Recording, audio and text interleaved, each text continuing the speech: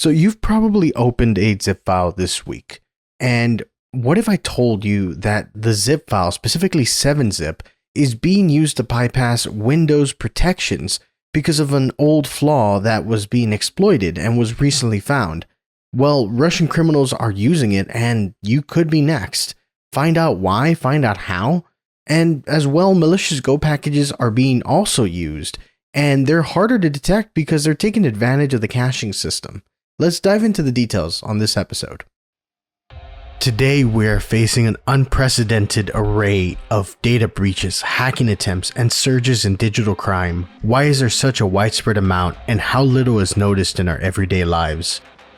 Malware, dark sites, brute forcing, zero-day script kiddies, and nation-state hackers are all on the rise. Learn more about the threats we face and gain a bit more knowledge than yesterday. Hey guys, welcome back to another episode of Exploit Brokers. I'm your host, Cypher Saval. If you could please do me a favor and hit that like, subscribe, and bell notification icon if you're on YouTube, and if you're on a platform like Spotify or Apple Podcast, if you could do me a favor and give us a 5-star if you think we deserve it. Doing so definitely helps the channel, helps me, and I'd greatly appreciate it. With that, let's jump into it. So we have two articles that I want to discuss with you today. They're both by the Hacker News. Let's go ahead and jump to the first one. Russian cybercrime group exploit 7-zip flaw to bypass Windows MOTW protections. So before I jump into this, I like to give a little bit of context, and I think there is some context I should be giving here. Specifically 7-zip, in case you haven't used it, say maybe you're just using the built-in Windows zip and unzip functionality, or maybe you're on Linux and you're using the command line. 7-zip is a different kind of zip system. It's a 7-zip versus just a straight zip or like a RAR file. Well, it's also a different executable. It's a different piece of software. Most people don't necessarily have it installed, but just like a lot of other softwares, once you install it, most people don't update it. So if you have 7-zip, this is your sign to go and update it. Now, the MOTW, Mark of the Web protections, is a Windows mechanism that is in place to essentially mark whenever a file has been downloaded from the internet. And the reason this is important, right? If you download something, you don't want your system or your computer to automatically try to open or run it right away, because that's where you get some malicious stuff happening. Well, there is some interesting things we're going to talk about, specifically the CVE and how that's being used, and it's allowing the criminals a way to bypass that MOTW protection, which some of you may know as that little pop-up that's like, hey, you downloaded this file, we should try to do more with it before you run it. So to start off, a recently patched security vulnerability in the 7-zip archiver tool was exploited in the wild to deliver the smoke loader malware. If you guys have been around the channel before, the smoke loader malware is a malware that we've seen specifically with the Russian hacker groups or the advanced persistent threat groups from Russia. And it's used pretty heavily right now against the Ukrainian conflict. Now, the flaw, the CVE 2025-0411, has a score of 7.0, which is pretty high, allows remote attackers to circumvent Mark of the Web MOTW protections and execute arbitrary code in the context of the current user. It was addressed by 7-zip in November 2024 with version 24.09. So if your version is less than 24.09, I would strongly encourage and urge you to go download the newest and latest to try to get this patched. Now, arbitrary code execution is kind of like let's call it the golden goose of any kind of hacking event. If you can execute remote code on a remote server, in this case, your computer, then you are able to do more things. You're able to download things. You're able to run different things. Depending on the privilege that's going on, you can even inject things into registry, steal stuff. There's so much havoc that you can wreak by having these kind of privileges to execute something.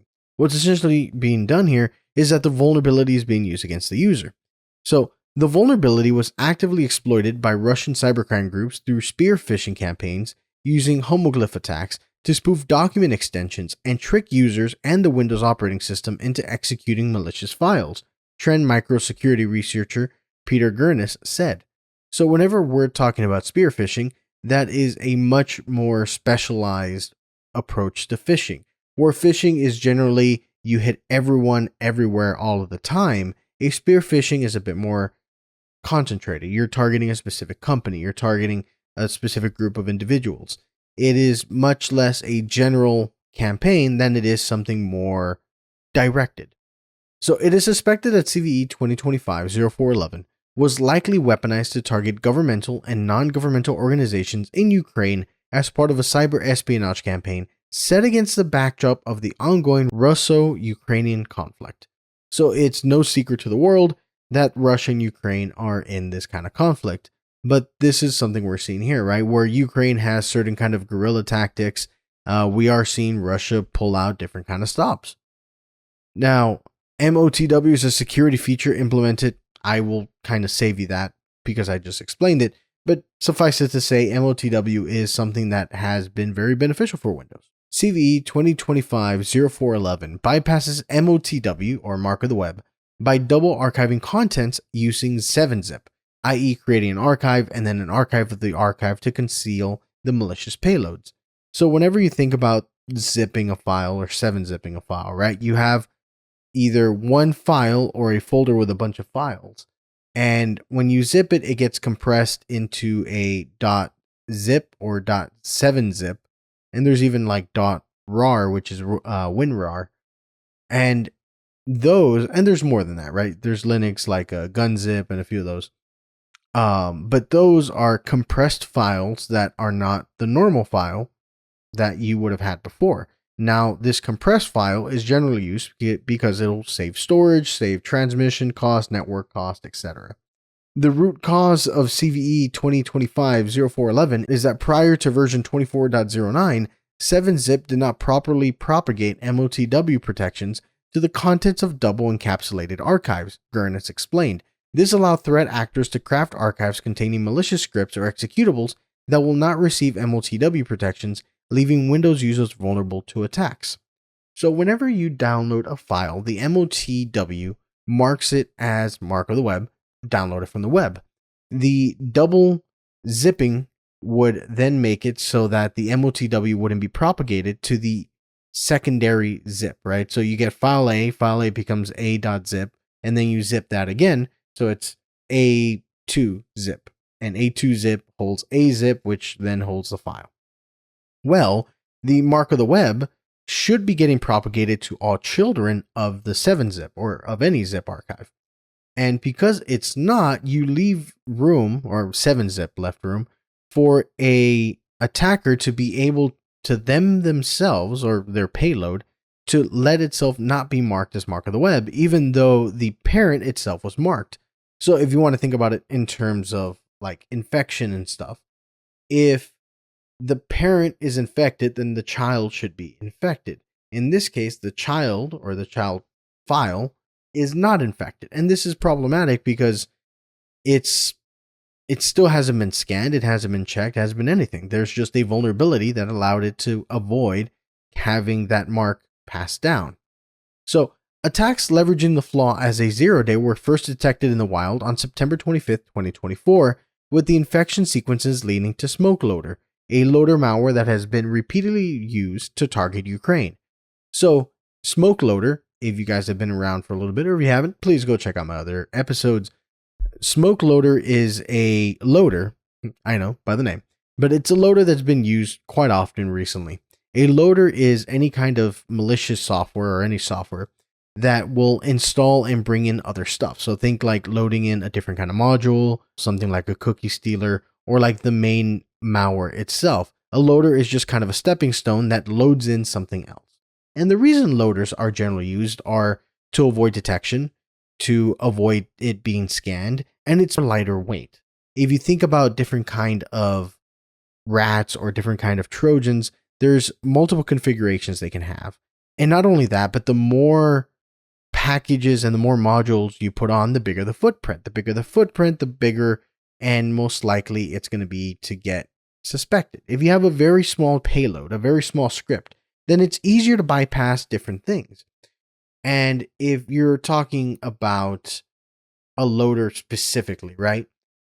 The code in it is not specifically malicious. It's meant to download another file, which we see with installers, which we see with web browsers, which we see with a lot of different things. I mean, every Every app probably has a way to download the configuration file or to download updates or etc. So if you're talking about something that downloads from another server, that in itself is not malicious. Where it does become malicious is at the payload it's downloading.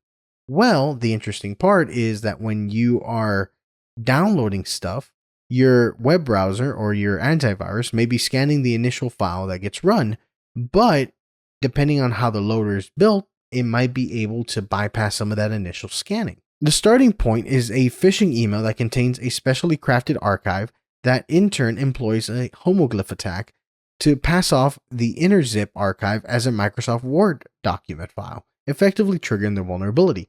One major flaw that Windows has is that it relies on the file extension to understand what kind of file it is. Linux, you have a command line command known as just file.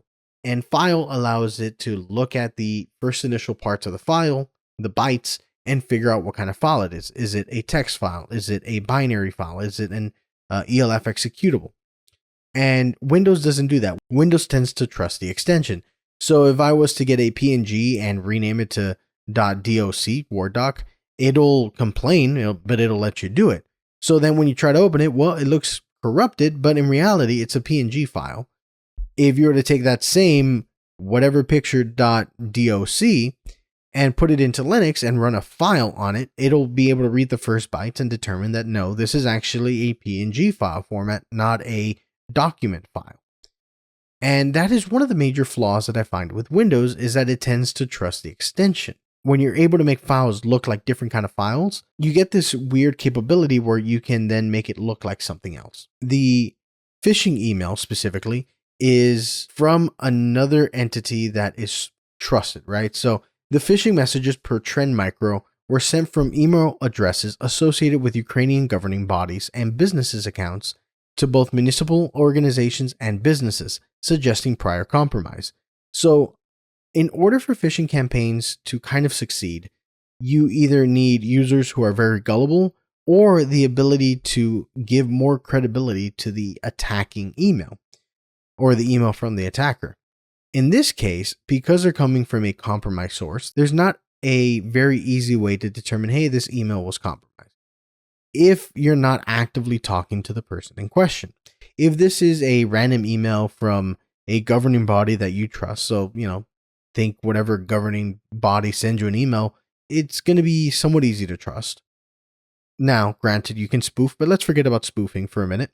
But if this government entity that you have some faith in sends you an email, you're going to open it and see what it is, right? If your Health and Human Services in the US, for example, send you an email saying, hey, your local medical records were exposed, you need to go check this out. Okay, well, you're more likely to trust that than some random Gmail account. The use of the compromised email accounts lend an air of authenticity to the emails sent to targets, manipulating potential victims into trusting the content and their senders. Again, you have the human aspect of it. Because they came from compromised accounts, it's easier to just trust it.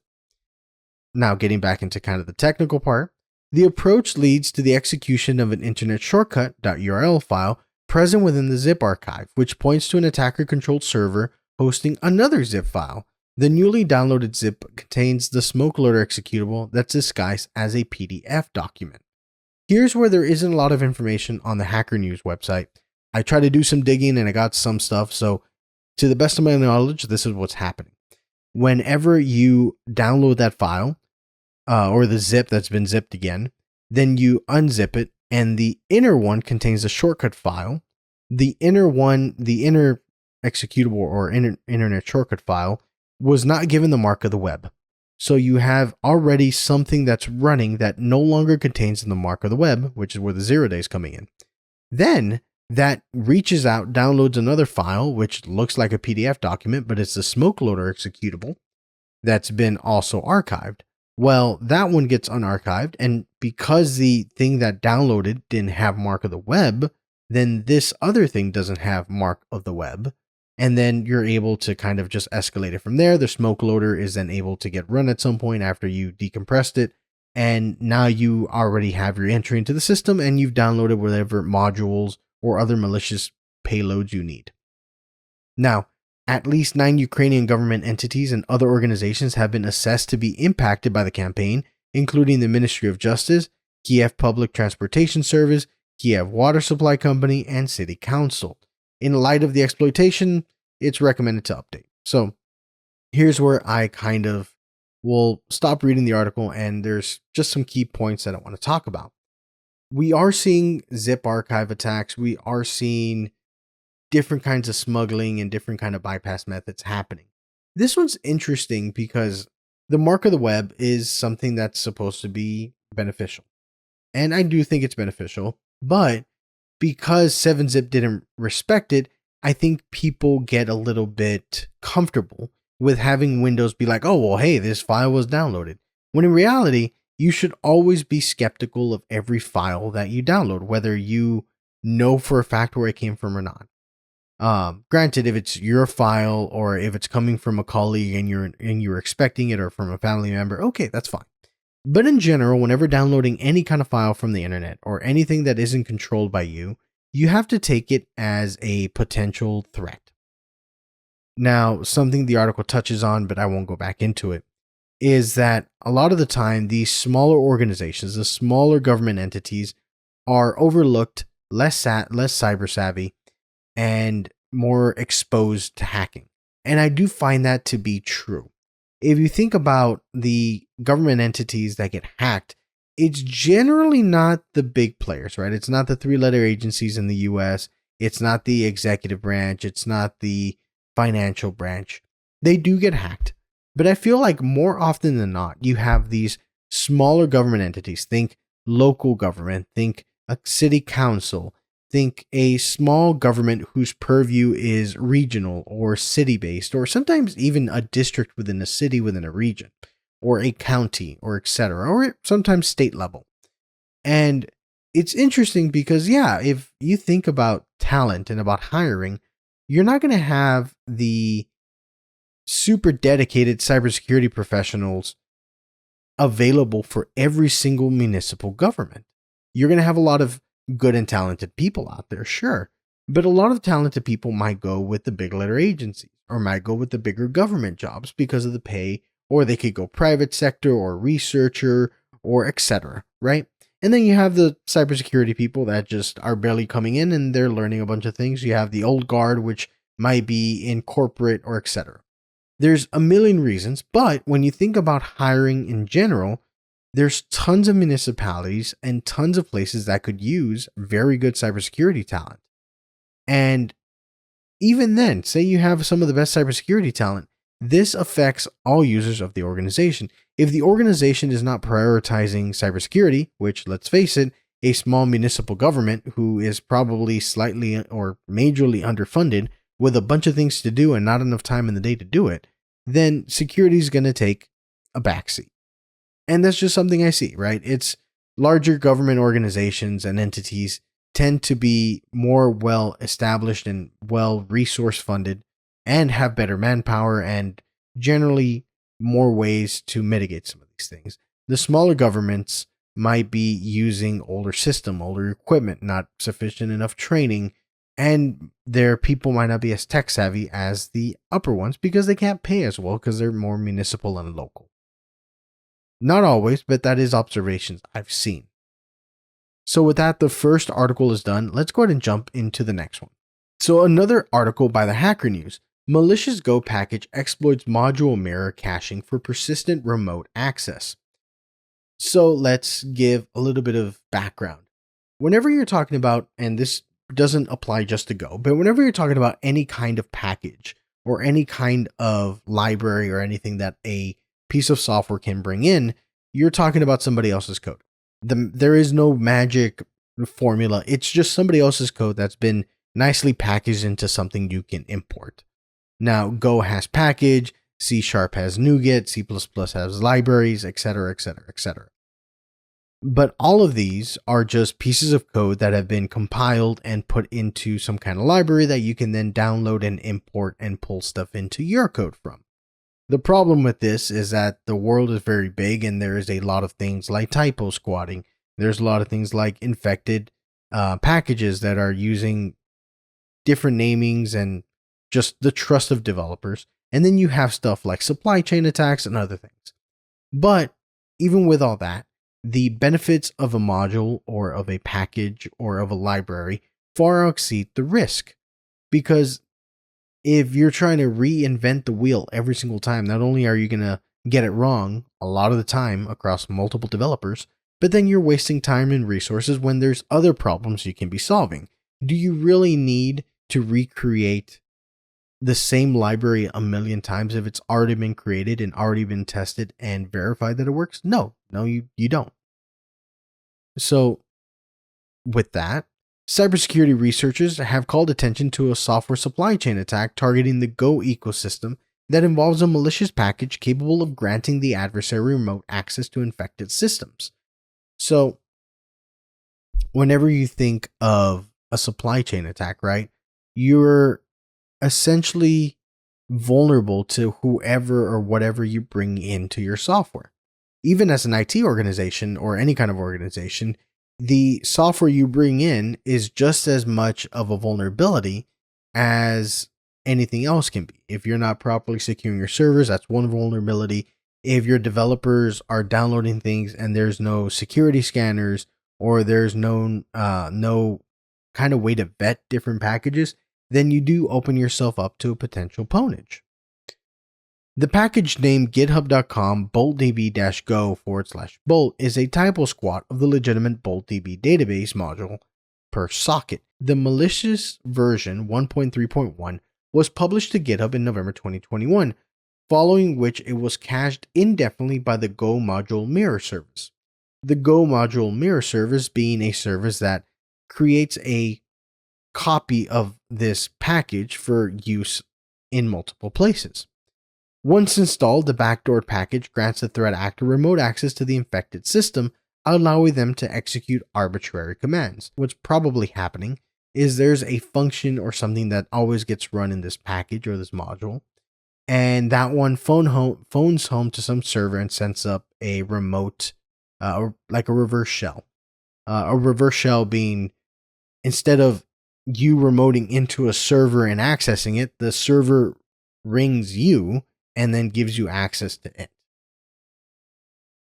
Socket said the development marks one of the earliest instances of a malicious actor abusing the Go module's mirror indefinite caching of modules to trick users into downloading the package.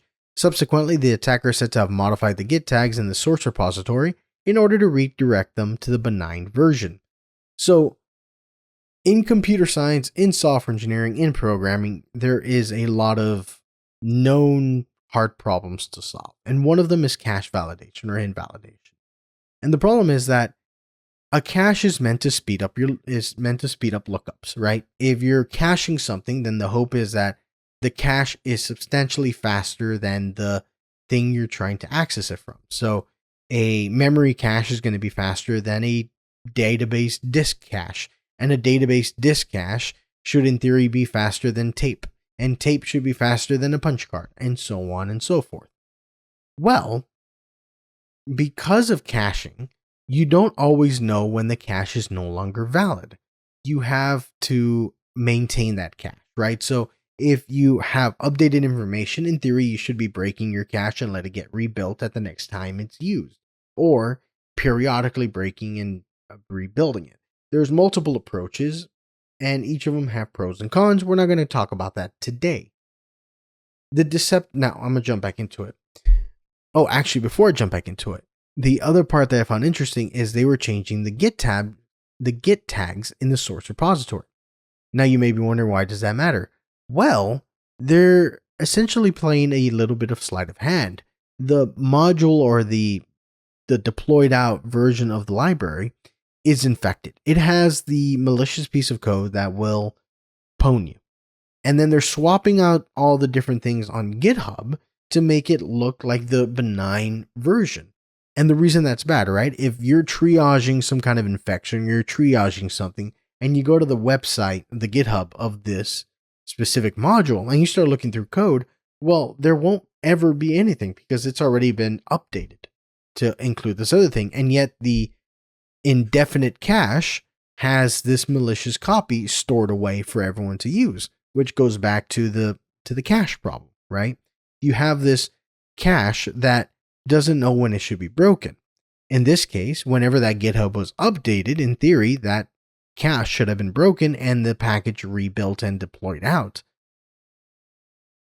Now, the deceptive approach ensured that a manual audit of the GitHub repository did not reveal any malicious content, while the caching mechanism and the unsuspecting developers installing the package used the go-cli command line interface continued to download the backdoor variant. So this kind of goes back to knowing what you're using, right? There's stuff like the software bill of materials that was trying to be passed.